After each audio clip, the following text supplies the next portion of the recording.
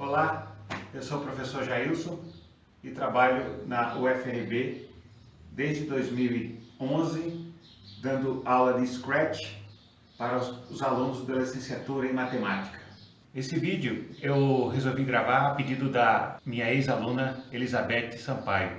Eu comecei a trabalhar com Scratch porque eu queria ensinar programação para meus alunos, queria rever um pouco da matemática do ensino médio. Eu também queria que eles usassem a criatividade e tivesse autonomia no que fazia, né? Conseguir fazer um programa sozinho e, de certa forma, que fosse útil para eles. Eu observei que muitas competências do pensamento matemático também se encontram no pensamento computacional. Coisas como abstração, modelagem, criação de algoritmos, resolução de problemas, articulação de símbolos. Isso aí tem tudo a ver com matemática e com o pensamento computacional.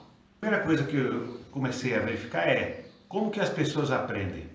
E aí cheguei no modelo, inspirado muito no Brunner, que diz o seguinte: a gente se comunica através de símbolos. A cultura determina que símbolos são esses e o que eles significam. Mas para passar uma ideia de uma mente para outra, a gente usa a narrativa. A narrativa se cria compondo esses símbolos. E aí ele passa através de uma mídia. Se eu estou falando, vou fazer um discurso, então eu uso a palavra falada como mídia. Se eu vou fazer um audiovisual, se eu quero usar uma linguagem cinematográfica, eu uso o vídeo. E assim, de acordo com a mídia, eu tenho símbolos diferentes e uma linguagem diferente. O que acontece é que o Scratch é mais um conjunto de símbolos para a gente se comunicar. E a intenção é que as pessoas comecem a usar o Scratch como mais uma forma de expressão. Bom, quando se ensina programação, muitos têm a crença de que é só se ensinar os comandos que resolveu. A pessoa já sabe como é que vai funcionar. Não é bem assim. Tem um processo, né, que a pessoa tem que se submeter, que é muito interessante para a aprendizagem de uma maneira geral. Esse processo começa quando a pessoa tem ideia e fala assim, pô, eu vou fazer um programa. E aí ele escreve o programa em linguagem de programação. Depois ele executa esse programa. Executa esse programa e vê o que acontece quando executa o programa. E aí ele começa a ver o que deu certo, o que não deu certo, o que ele podia melhorar. Então ele entra numa fase de reflexão. E depois dessa fase de reflexão, ele vai para depuração. Quer dizer, ele conserta os erros que tem no programa. Pode não ser erro, pode ser melhorias, que ele queira modificar o programa para ficar melhor. Às vezes, o erro ou o ajuste está na linguagem de programação, mas às vezes está no modelo mental que o aluno criou. Então, na hora que ele depura o seu programa, em última instância, ele pode estar depurando suas próprias ideias. E aí é o processo de aprendizagem que acontece.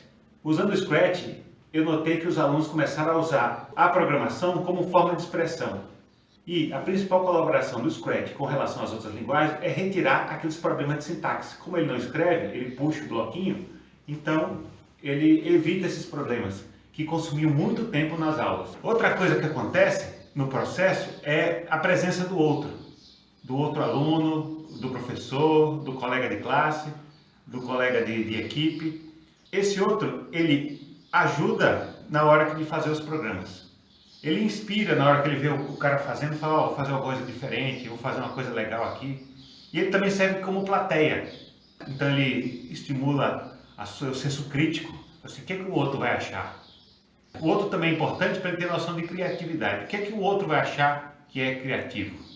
Ó, eu vou fazer isso aqui porque o outro vai achar legal. Isso vai ficar legal. Vou mostrar, o pessoal vai gostar. Bom, o que eu notei é que não existe a criatividade sem autonomia. Uma coisa depende da outra.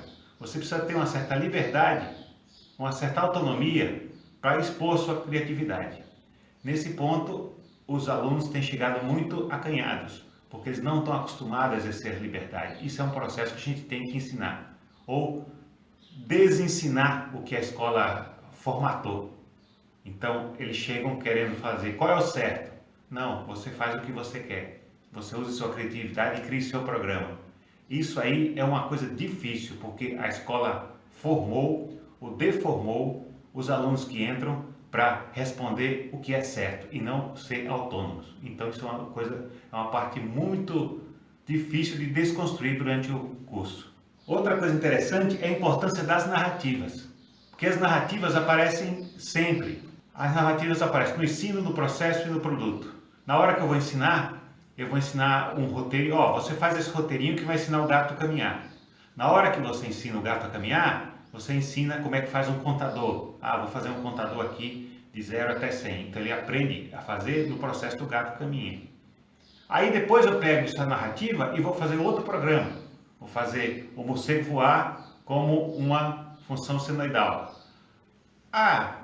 Lembra como é que faz o contador? É como a gente fazia no gato caminha. Lembra do gato caminha? É daquele jeito que ele vai fazer o contador. Então a narrativa está dentro do processo de ensino. Na hora que ele faz o produto, também ele conta a narrativa. Então ele vai fazer uma historinha, vai fazer uma animação. Então a narrativa é importante para ele tomar como guia do produto que ele vai fazer. O processo de aprendizagem também. Ele conversa com a outra pessoa, ele pergunta como é que a outra pessoa fez, ele tem que explicar a narrativa para outra pessoa entender o programa dele, ele cria uma narrativa para explicar os processos, os programas dele. Então, a narrativa não é um mero enfeite aqui, realmente é um processo de ensino e aprendizagem. E é um processo natural, como a gente viu naquele modelo inspirado no Brunner. E é isso que eu tinha a falar para vocês. Obrigado.